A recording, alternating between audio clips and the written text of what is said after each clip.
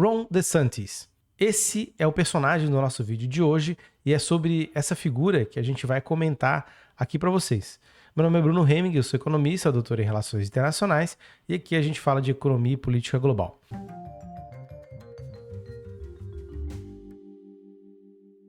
Mas quem é esse cara e por que ele está aqui nesse vídeo de hoje? Bom, o Ron DeSantis anunciou ontem que iria fazer uma live com Elon Musk, o dono do Twitter, o dono da Tesla, o dono da Starlink e de outras empresas que se vendem muito tecnológicas e realmente fazem tecnologia, mas que, se a gente for mais a fundo, tem um discurso bastante conservador por detrás, um discurso bastante calcado no self-made man e bastante calcado na ideia de um libertarianismo, uma coisa muito pró-mercado demais, e que diz que não pega dinheiro do Estado, diz que não faz nenhum tipo de uso de concessão que venha dos governos, mas que é tudo mentira. O Elon Musk ele gosta muito de incentivos fiscais e gosta muito de parcerias com o Estado americano. Então, por que essas figuras resolveram se juntar? E, antes de mais nada, quem é o Ron DeSantis? Eu vou começar falando sobre essa junção entre essas duas figuras, sem deixar de comentar que o Ron DeSantis ele é o governador da Flórida. Flórida, que é no sul dos Estados Unidos,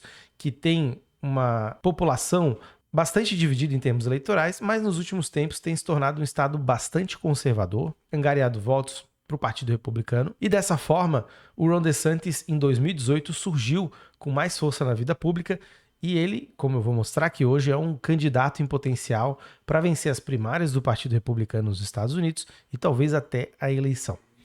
Mas o Elon Musk e o Ron DeSantis, esse cara do Partido Republicano, um conservador, se juntaram e querem conversar e estreitar laços porque Donald Trump não é mais viável politicamente. Ele tem muitas questões que são de foro legal para resolver e ele saiu do governo dos Estados Unidos sem conseguir a reeleição, algo que é raríssimo entre os presidentes dos Estados Unidos, e pior, saiu ajudando, possivelmente ou aparentemente, com muitos indícios para que isso se concretize, a fomentar um golpe de Estado. Ele foi no Twitter, inclusive, e fez declarações incentivando a turba toda que estava lá no Capitólio a se insurgir, a ser contra o sistema, algo que é bastante obscuro, é bastante complexo, sendo que o Trump sempre foi sistema. Mas, de certa forma, ele é uma figura importante na extrema-direita dos Estados Unidos e tem um loteamento, um latifúndio no Partido Republicano, e o Ron DeSantis também é dessa ala conservadora, bastante conservadora do partido, e dessa forma que ele vem tocando a sua vida pública. O Elon Musk, por sua vez, sendo o dono de diversas empresas, como eu falei que a Starlink, a Tesla, e agora tendo comprado o Twitter por uma bagatela de 44 bilhões de dólares, e com muito rolo judicial, também se coloca à frente de ideias como o free speech, a liberdade de falar o que pensa, a liberdade de discurso, se colocando sempre numa posição de self-made man, sempre se colocando ao lado dos libertários, a favor das liberdades individuais, algo que também está no recorte do conservadorismo político nos Estados Unidos. Então, essas duas figuras, esses dois atores da política dos Estados Unidos resolveram se juntar, pelo menos em conversas, e fazendo agora uma live, prometeram, fazer uma live no Twitter. Não sei se isso se concretizou, vou dar uma olhada depois, trago para vocês, mas a ideia era estreitar os laços, mostrar que há um alinhamento dessas duas figuras e que elas têm pautas que vão muito de encontro ao que eles chamam de cultura woke, que são pessoas ligadas a pautas progressistas, à esquerda, que são a favor da igualdade de gênero, a favor da igualdade racial, ou que não pregam o preconceito, o racismo, Essa palavra foi cunhada como um tom pejorativo e que com certeza o Elon Musk ele é a favor de acabar com o wokeismo, ou enfim, qualquer coisa que seja desse tipo, porque ele é um cara de direita, e o DeSantis nem se fala. Mas a gente vai ver o que vai acontecer em relação a essa parceria, porque o Elon Musk é conhecido globalmente, ele é um bilionário, um dos homens mais ricos do mundo. O DeSantis é mais conhecido nos Estados Unidos, mas ele tem muita atração. Então, essas figuras aí juntas, elas podem gerar ciúmes humanas nas outras, mas pode ter sim uma liga que é importante para derrotar tanto o Trump nas primárias e o candidato do Partido Democrata, que é o Joe Biden, a reeleição. Tem vídeo aqui no canal que eu falo sobre quais são os perigos, as potencialidades e as questões mais sensíveis que podem levar o Joe Biden a se reeleger ou não, né? Se as questões sensíveis forem entendidas pelo eleitorado como derrotas. Mas aí você vê lá no vídeo e daí você me diz o que você acha. Agora, quem é Ron DeSantis? A gente conhece o Elon Musk, ele tá sempre na mídia, sempre aparece com uma roupa extravagante, sempre aparece numa polêmica, sempre aparece falando alguma atrocidade qualquer. Mas quem é o Ron DeSantis? DeSantis foi eleito governador da Flórida em 2018 e ele vem travando uma guerra contra o que eu falei da cultura woke, contra quem é da esquerda, vem falando sobre pautas que são extremamente arraigadas na extrema-direita do mundo, como a questão da identidade de gênero, que é uma lei, entre outras, que o DeSantis chutou agora na Flórida para serem aprovadas, empurrou com muita força, como a questão de uma lei anti-aborto antes da Suprema Corte também legislar contra a questão do aborto. E o DeSantis tem essas agendas de extrema-direita bastante consolidadas. Ele é uma figura, um quadro político que é muito interessante da gente prestar atenção, porque ele é formado em Yale, em Harvard, ou seja, não é nenhum personagem político de quinta categoria, ele tem uma formação nas escolas que nos Estados Unidos eles chamam de Ivy League, são as escolas de topo, e ele também tem uma passagem importante no exército. Ele é, de fato, um militar que está na reserva e agora na política. Então ele tem, dentro do seu personal record, né, a sua ficha corrida, muitas referências que o colocam como presidenciável em qualquer circunstância, se ele tivesse nos democratas ou se ele tivesse, ou como ele está, né, nos republicanos. Mas tem esse recorte de extrema-direita de fazer a guerra cultural, que é o quê? Basicamente ter um discurso que é contra qualquer tipo de palavra que venha social no meio, que venha qualquer coisa que remeta à sociedade, bastante individualista nesse sentido. A guerra cultural, ela prega o ódio e ela prega também a eliminação do inimigo, que é um dos fatores muito importantes, a gente viu isso no Brasil, porque todo mundo vira comunista imediatamente. Isso veio lá da ditadura militar e se conservou ao longo dos anos, agora nessa onda bolsonarista que invadiu a política do Brasil. Mas nos Estados Unidos, e vale a pena a gente destacar, também eles comungam dos mesmos ideais e comungam dessa guerra cultural, essa guerra contra um tipo de ideias que são progressistas, que querem tornar a questão do gênero fluida, que eles são totalmente contra isso, ideia do livre mercado, conservadorismo cristão. Isso tudo o DeSantis, ele defende, ele legisla a favor e ele quer transformar os Estados Unidos num país que tenha esses valores, né? Que são os valores que ele defende agora como governador da Califórnia. Como eu falei, a trajetória política dele é ilibada, no sentido que se diferencia do Trump e todos os escândalos, inclusive escândalos sexuais, escândalos que envolvem uma série de negociações escusas. O Trump, ele é uma figura muito complexa e é associado também à extrema-direita, mas com uma biografia bastante delicada, complexa, e não é o caso do DeSantis. Além disso, né, ele tem colocado como política pública as suas visões de mundo e isso se exprime, né? E não é à toa que vocês viram na thumbnail o Mickey Mouse e a Minnie. O Ron DeSantis vem travando uma guerra judicial contra a Disney. Sim, a Disney, do Walt Disney, do Mickey, da Minnie, do Pateta, do Plutão, enfim, que todo mundo conhece dos desenhos infantis e que tem parques temáticos dentro do estado da Flórida. É um dos maiores pagadores de impostos do estado, paga $1 bilhão de impostos ano e emprega mais de 80 mil pessoas. São realmente números impressionantes. E dentro do estado da Flórida existe legislação que permite que empreendimentos sejam feitos dentro de uma área de espaços de terra para que se desenvolvam esses negócios e eles tenham algumas especificidades legais de pagamentos de imposto que outros lugares não têm, que as terras comuns do estado da Flórida não teriam. Então, esse estado é o Reedy Creek Improvement District.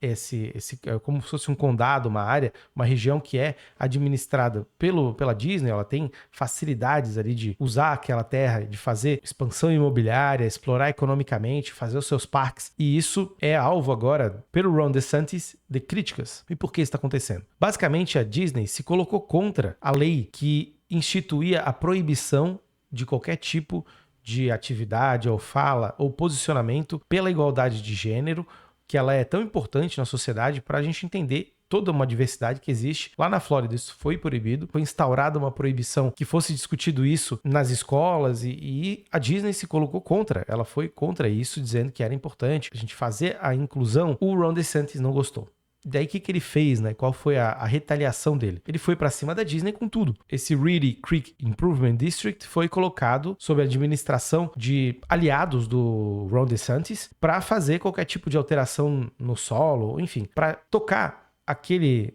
distrito, aquela terra, mas não agora sob a vontade da Walt Disney, do grupo Walt Disney, porque eles tinham feito críticas a essa lei, tinham feito críticas que foram até bem leves, né? O CEO foi no Twitter e foi falar que era a favor da igualdade de gênero, que era importante falar sobre sistemas, e o Ron DeSantis não gostou e colocou aí, botou para quebrar para cima da Disney, e agora há uma disputa legal, judicial, né, de que a Disney teria a possibilidade de fazer uso do seu free speech, né, do seu direito de falar e ter o seu discurso, e o Ron DeSantis foi para cima fazendo uma aposta alta. Qual que é a aposta dele? E isso está dentro da perspectiva da extrema-direita, está dentro da disputa política dos Estados Unidos, que é o quê? Há uma visão dentro da direita de que existem, né, tem essa cultura woke, tem pessoas que são de esquerda, progressistas, que defendem uma série de pautas ligadas à igualdade, à diminuição das desigualdades sociais, diminuição e que se extingua o racismo, que se distingua o preconceito de gênero, enfim, diversas pautas aí que são intoleráveis para os conservadores e para os reacionários, na verdade, né? Dessa forma, a extrema-direita ela fomenta, angaria uma série de votos de contingente de pessoas que veem nesse tipo de discurso uma forma de voltar a um passado idílico, uma forma de organização social que nunca existiu, que havia uma certa harmonia, porque agora com o mundo mudando, né, o gênero, questão do imigrante também, isso o Ron DeSantis, ele tem questões problemáticas em relação a isso, também tomou posições bastante problemáticas em relação à Covid, teve um posicionamento em relação à Covid que era muito alinhado ao que o Trump tinha, e dessa forma, angariando esses votos aí que são dos rednecks dos Estados Unidos, mas é um voto interiorano, mas na medida em que os Estados Unidos também é um país, né, que é bastante cristão, bastante protestante, da mesma forma é o Ron DeSantis, ele angaria esses votos e fomenta esse tipo de postura política, porque ele produz isso, ele faz, é um ator importante nesse sentido, e ele desponta, por isso, como uma figura presidenciável bastante interessante da gente acompanhar e que, na minha visão, tem potencialidade, sim, de bater o Trump e de fazer frente contra o Joe Biden, porque ele é alguém que não é rústico, ele sabe fazer política pública, ele já é experimentado como governador de estado e ele bota realmente em prática todos os desejos de quem porventura tem uma visão mais conservadora do mundo, que tem uma visão que é mais à direita, ou extrema-direita, no caso dele, e que vai de encontro, vai bater de frente com a esquerda, qualquer tipo de esquerda, já com o discurso de realmente eliminar, quer colocar o debate público de questões que eles acham essenciais para debaixo do tapete, não quer falar de nada disso, e dessa forma que ele vai conseguindo carisma, um país que está totalmente destroçado no seu tecido social, o empobrecimento do americano médio ele foi pronunciado nos últimos anos e é sempre fácil a gente botar a culpa no imigrante, botar a culpa nas mudanças nos comportamentos das pessoas, em coisas que você não concorda, que daí são a degradação da sociedade ocidental. Enfim, essa conversinha mole aí que a extrema-direita prega e propaga e que não tem nenhuma base na realidade. A gente entende que a sociedade já tem mudanças e tem questões que vão se desenvolvendo e se desdobrando ao longo do tempo, e não é necessariamente um estado anterior idílico que vai fazer restaurar esse tipo de melhoria, até porque a melhoria, a vida melhor que se prega que existia antes, não necessariamente existiu, e o que está se colocando é uma agenda realmente de extrema-direita e bastante conservadora nos costumes. Então o Ron DeSantis é esse cara, ele, em relação à política externa, que é um grande braço da política do presidente dos Estados Unidos, que é um grande braço do que leva um presidente a ser eleito, daí tem posições bastante antagônicas ao establishment dos Estados Unidos. Por exemplo, a guerra entre Rússia e Ucrânia, ele considera como uma disputa territorial e nada mais, assim, não tem nenhuma defesa enfática em relação à Ucrânia, como é bastante comum ao establishment dos Estados Unidos, mas também não defende o Putin, então ele se coloca numa posição de se distancia e distancia o interesse dos Estados Unidos dessa questão. Já em relação à Palestina e Israel, ele é pró-Israel, ele era favorável, né, e como o Trump fez, de colocar a embaixada dos Estados Unidos, tirar de Tel Aviv e colocar em Jerusalém. Isso daí já é uma coisa bastante alinhada com a visão dele de cristão, de conservador. Por isso, né, e por esses posicionamentos e pela forma como ele vai de encontro às ideias de esquerda. Tem também teorias e ideias, né, em relação à esquerda que é do metacapitalismo, que seriam capitalistas que seriam de esquerda, como George Soros. Imagina, que capitalista que é de esquerda ou revolucionário, qualquer coisa do tipo. Não existe isso, é uma bobajada, mas eles acham que os elos de poder do mundo são conectados através de gente que financia a cultura woke, que financia pautas progressistas, sendo que, na verdade, quem é bilionário, milionário e defende essas pautas simplesmente viu que a sociedade está mudando e quer ganhar dinheiro em cima disso. Mas para o conservador, né, para o discurso do conservador, ele vai e coloca como se fosse uma unidade das esquerdas com os capitalistas, daí são os metacapitalistas, os donos do mundo, e que daí tem um herói, né, como era o Trump, se colocava nessa situação, e agora vai vir o DeSantis, que vai quebrar no meio dessas grandes corporações, como o DeSantis está fazendo com a Disney. Então, tudo que ele está fazendo agora, essa construção, essa aposta alta que ele faz em bater de frente com o maior pagador de impostos do estado da Flórida, é tudo muito calculado. Ele quer ser presidente dos Estados Unidos antes de mais nada, e ele tem uma pauta e uma agenda de extrema-direita que preenche todos os checklists de extrema-direita e de possível angariador de um número enorme de votos. Ele é uma figura, então, perigosa, é uma figura bastante controversa e a gente vai aqui nesse canal prestar atenção nele, ainda mais se ele virar presidente dos Estados Unidos, porque ele vai promover mudanças importantes. Por mais restrição que o establishment dos Estados Unidos, que os setores de interesse promovam, uma figura como ele, assim como o Trump provou, pode realmente causar um estrago muito grande na liderança dos Estados Unidos como potência, e ele pode efetivamente fazer as coisas acontecerem, porque ele não é um bufão, ele não é um tonto, ele é um cara que tem uma voz ponderada, um discurso ponderado e posicionamentos que se alinham a essa emergência de extrema-direita que a gente viu acontecer aí, pelo menos depois de 2013, mas com certeza depois de 2016. Mas por hoje era isso, acho que deu pra gente ter uma ideia um pouquinho de quem é o Ron DeSantis, esse cara de extrema-direita, cristão, que tem nas suas mãos um dos maiores estados dos Estados Unidos, né, com uma importância muito forte, né, e tem lá muitos imigrantes, tem uma população negra bastante numerosa, e isso coloca ele como um possível candidato a presidente dos Estados Unidos que vem com muita força. Mas por hoje era isso, até mais e um abraço.